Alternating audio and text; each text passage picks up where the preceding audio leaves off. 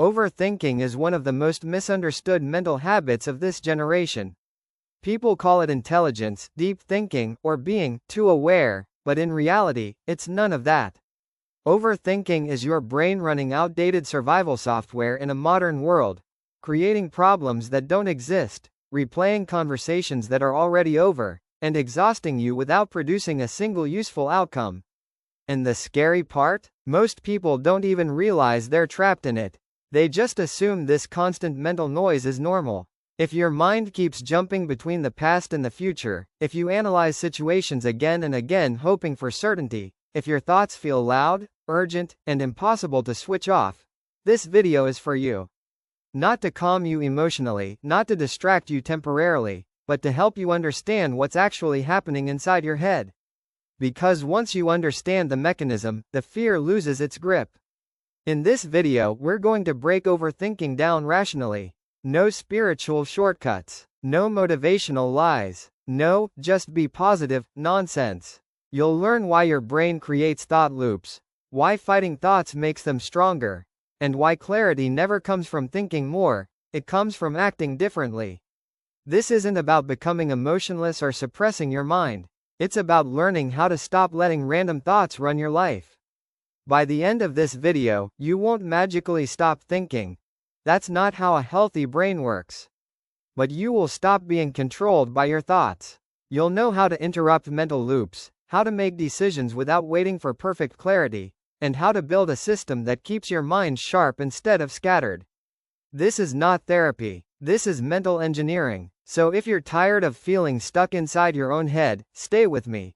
Because once you see overthinking clearly, it loses its power permanently. Why overthinking feels so real, but isn't. Overthinking feels powerful because it pretends to be intelligence. Your brain tells you, if I analyze this more, I'll be safe. But that's a lie. Overthinking is not deep thinking, it's fear wearing a smart mask. It's your brain running simulations of problems that don't even exist yet, wasting energy on imaginary disasters instead of real action. And the worst part? The brain doesn't warn you that it's looping, it makes the loop feel productive. Here's the brutal truth. Most overthinking has zero survival value in the modern world. Our brain evolved to detect physical threats, predators, hunger, danger.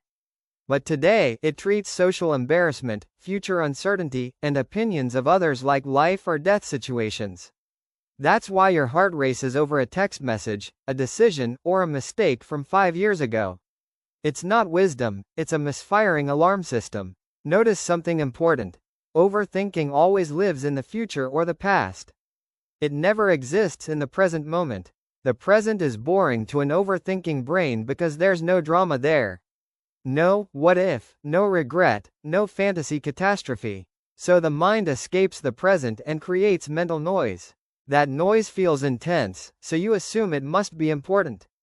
It's not. Loud doesn't mean meaningful. The biggest mistake people make is trying to fight overthinking. That never works. Fighting thoughts gives them importance.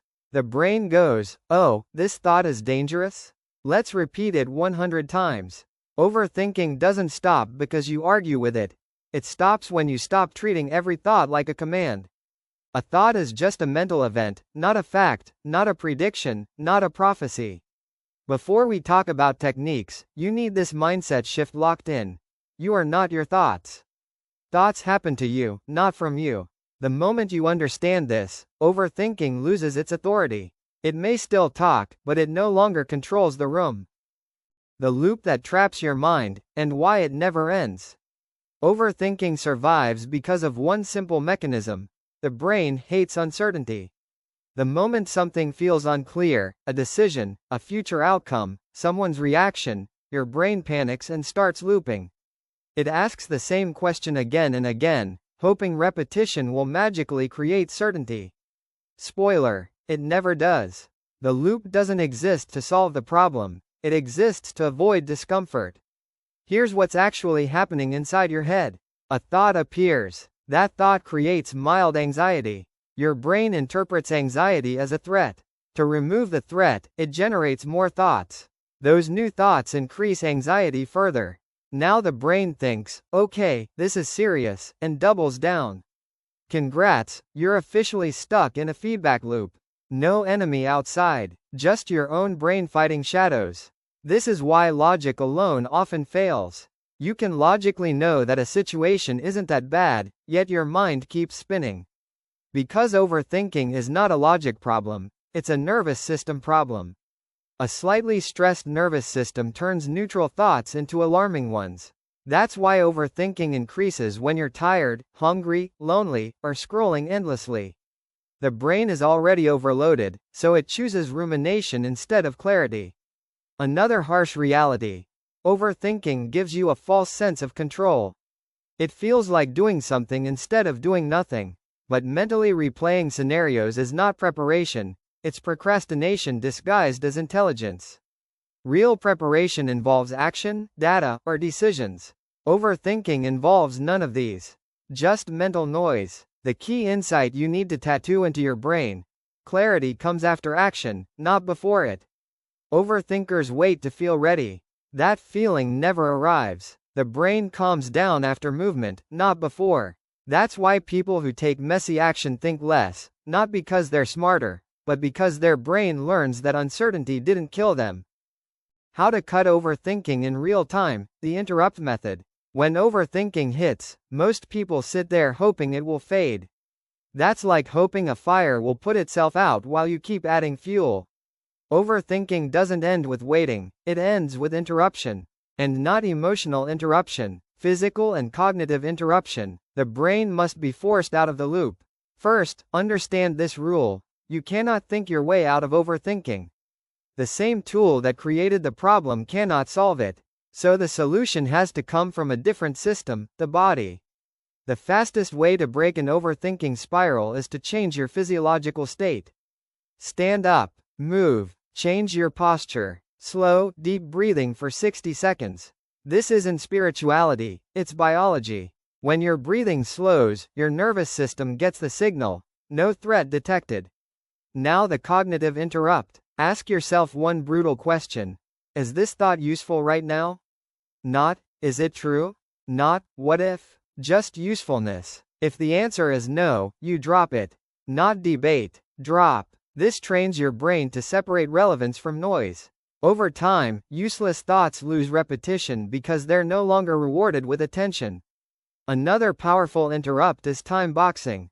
Tell your brain, I'll think about this at 7 p.m. for 10 minutes. That's it. The brain relaxes because it knows the thought isn't being ignored, just postponed. And here's the funny part. When 7 p.m. arrives, most of the time the thought feels stupid or irrelevant. Distance kills intensity. Also, stop multitasking your misery. Scrolling while overthinking makes it worse. You're feeding your brain constant stimuli while asking it to calm down. That's like revving an engine and expecting silence. Single tasking, even on something boring, grounds the mind back into reality. The real flex is this. Overthinking loses power the moment you treat thoughts like background noise instead of instructions.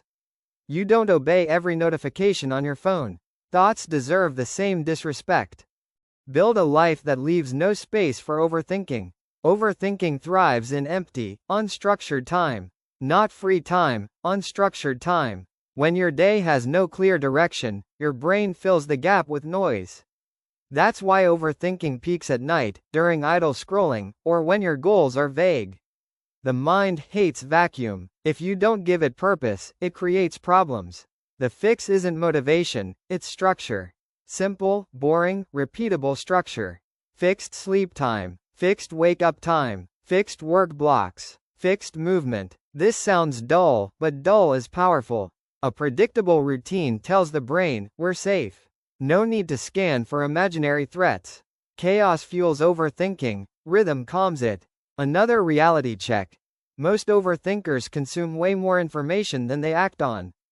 Podcasts, reels, advice, quotes, zero execution. That creates mental congestion. Input without output always turns into rumination. The brain needs closure. Writing, speaking, or doing something physical releases that pressure.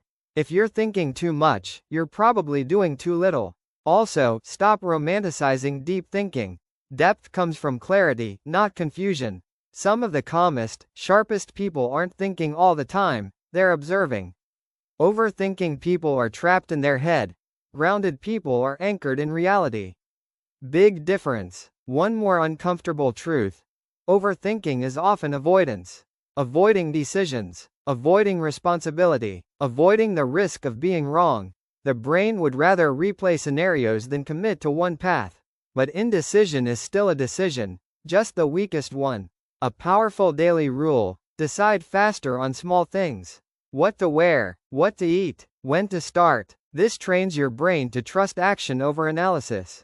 Over time, your mind learns that movement is safer than mental paralysis.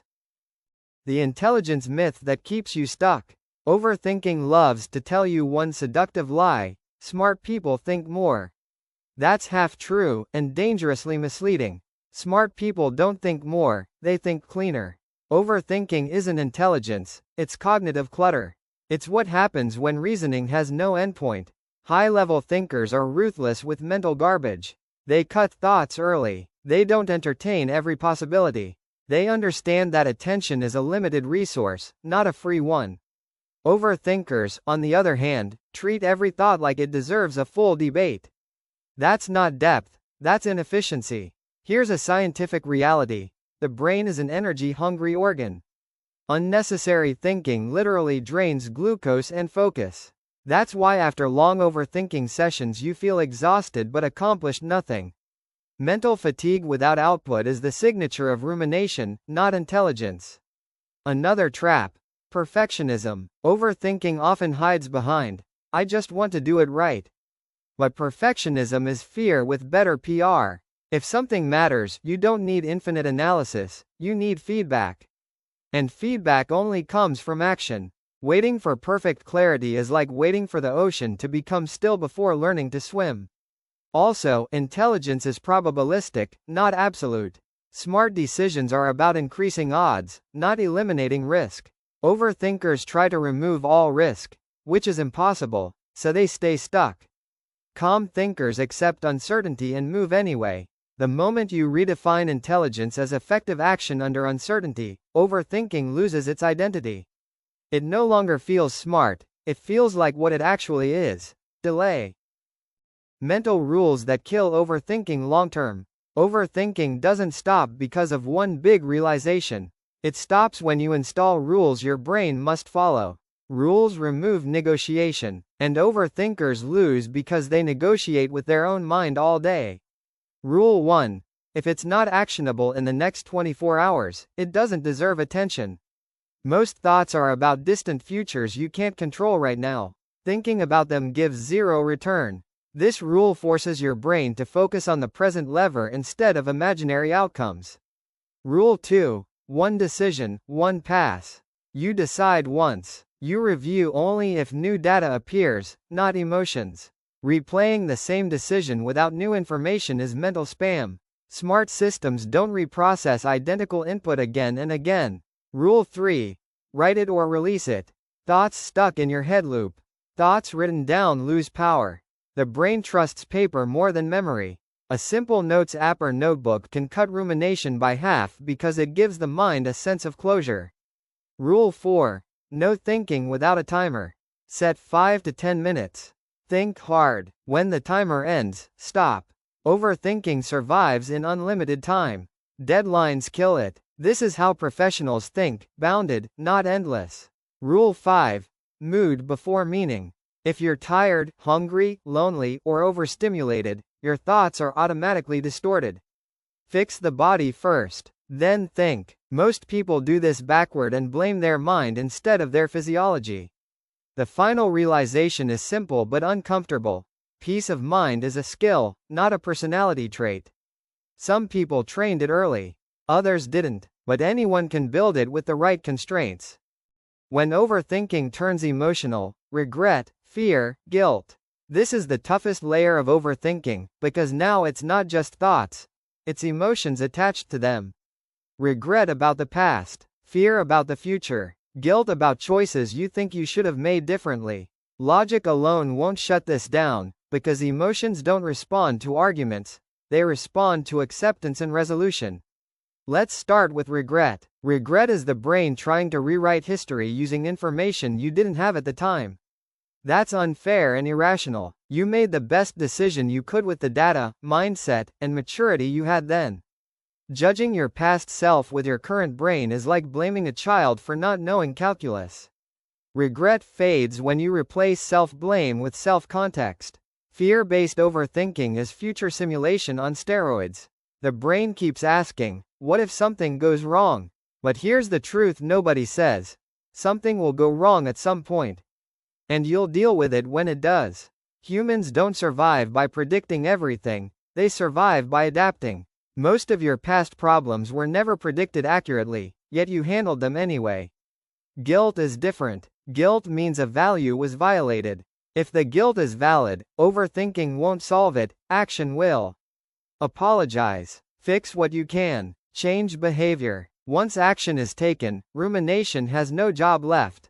If the guilt is irrational or exaggerated, then it's just emotional overthinking pretending to be morality.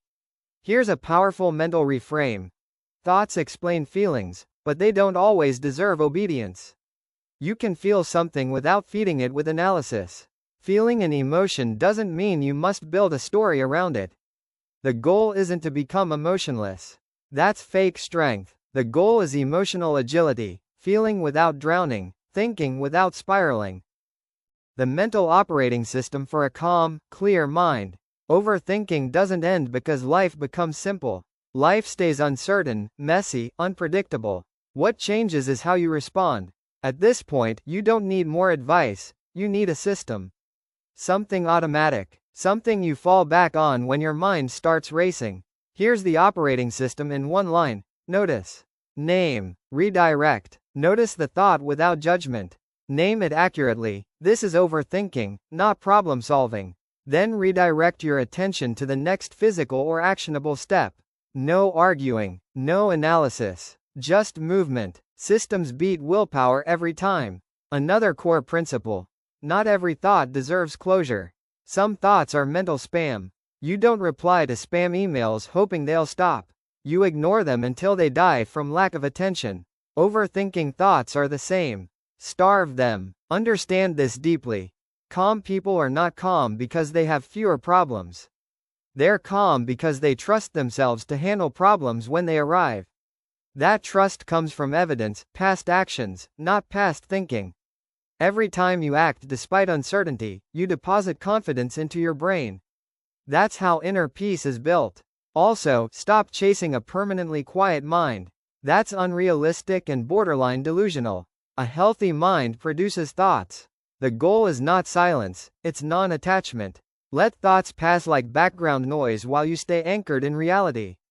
The final shift is identity-based. Stop calling yourself an overthinker. That label trains the brain to repeat the behavior. You're not an overthinker. You're a person learning to manage attention. And attention, unlike thoughts, is something you can control. Overthinking ends not with a dramatic breakthrough, but with small, repeated decisions to choose reality over imagination. The final kill switch. How to end overthinking on demand. This is the last piece, and it's important. When overthinking is at its peak, you don't need philosophy, routines, or long explanations. You need a kill switch. Something instant, something brutal, something that works now. Here it is. Ask for evidence, not stories. Overthinking runs on narratives, not facts. What if this fails? What if they judge me? What if I ruin everything? These are stories. No data, no proof. The moment you ask, what evidence do I have right now, the brain freezes. Because most of the time, the answer is none. Next, force a binary choice, act or accept. If you can act, do the smallest possible action immediately. One message, one step, 1 minute. Action collapses overthinking faster than motivation ever will. If you can't act, then consciously accept uncertainty. Say it clearly. This is outside my control right now. Acceptance is not weakness, it's intelligence. Resisting reality is what drains you. Another hard truth. Clarity is a side effect, not a prerequisite. People who wait for mental clarity stay stuck. People who move gain clarity mid-motion. That's how the brain is designed. Overthinking is just the brain refusing to move because it wants guarantees life never gives. And here's the ultimate mindset shift. Read this slowly. You don't need to control your thoughts to control your life. You only need to control your actions. Thoughts can scream. Let them. As long as your behavior is aligned, the noise eventually dies down. Overthinking fades when you stop asking, "What if?" and start asking, "What's next?" That's it. No mysticism, no fake positivity, just a clear, rational way to live with a brain that sometimes overreacts, without letting it run your life. The truth most people never accept, closing the loop for good. Here's the final truth, and this is where overthinking actually dies. Your mind is not designed to make you happy or peaceful. It's designed to keep you alive. Once you accept this, everything clicks. The brain doesn't care if you're calm, it cares if you're alert. Overthinking is simply the brain doing its job in the wrong environment. The problem isn't you, it's outdated software running modern life. Most people wait for confidence, motivation, or mental peace before acting.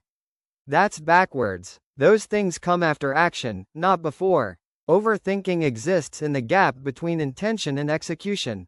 Close the gap, and the noise fades automatically. No effort, no fight, another hard pill. You will never eliminate uncertainty. Life doesn't work that way. Trying to feel sure before moving is the fastest way to stay stuck forever. Strong people don't have fewer doubts, they just don't obey them. Courage isn't the absence of overthinking, it's acting while your mind is still loud. At some point, you must stop fixing your mind and start trusting your ability to adapt. You don't need to predict every outcome. You need to believe that future you can handle whatever shows up. And based on your entire life so far, you already have proof of that. So the real solution to overthinking isn't control. It's self-trust. Trust that you'll adjust. Trust that mistakes won't end you. Trust that clarity will come later. When your brain asks, "What if everything goes wrong?" your answer should be calm and final. "Then I'll deal with it." That sentence alone has more power than years of overanalysis.